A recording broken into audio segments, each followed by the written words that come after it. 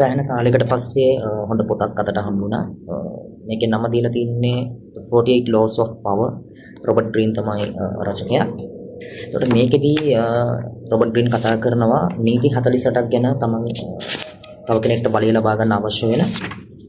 අපි එකින් එකට බැලුවොත් මම එපිසෝඩ් කීපයකින් මේ නීති ටික ඔයාලට ගේන්න බලාපොරොත්තු වෙනවා. ඒතර law number 1 කියලා තියෙනවා never outshine the master. මේකේ අදහස තමයි ඔයාට උඩින් ඉන්න කෙනෙක්. එහෙම නැත්නම් ඔයාගේ ආයතන ප්‍රධානිය වෙන්න පුළුවන්, ඔයාගේ මැනේජර් කෙනෙක් වෙන්න පුළුවන්, ඔයාගේ ආයතනයේ අයිතිකරු වෙන්න පුළුවන්. මොනයම් හෝ අවස්ථාවක යම්කිසි හයිරාකි එකක ඔයාට උඩින් ඉන්න කෙනෙක්ව කවදාවත් පල්ලෙහාට දාන්න එපා. ඔයා හැමතිස්සෙම කරන්න ඕනේ එයාව වටිනවා. එයාව වටිනවා. එහෙම නැත්නම් ඔයා හුඟක් වැලියබල් කෙනෙක්.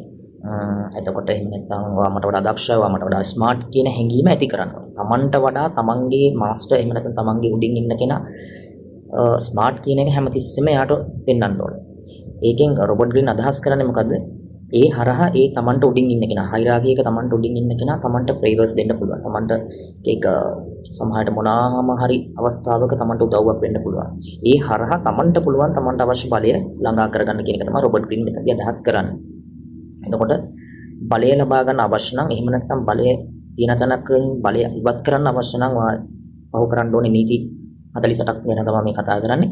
ඒකේ පළවෙනි එක තමයි ඔයාට උඩින් ඉන්න අයව ස්මාර්ට් විදියට දකින්න ඕනේ. එයාලට පෙන්වන්න ඕනේ ඔයා එහෙම දකින්නවා කියලා. ඒ වගේම එයාලා ඔයාට වඩා උසස් කියන එක හැමතිස්සෙම එයාලට දැනෙන්න දෙන්න ඕනේ. ඒ හරහා තමයි ඔයාට එයාලා ඉන්න තැනට ළඟා වෙන්න හෝ ඊට වඩා ඉහළ බලයකට යන්න පුළුවන් පළවෙනි අඩිතාලම වැටෙන්නේ.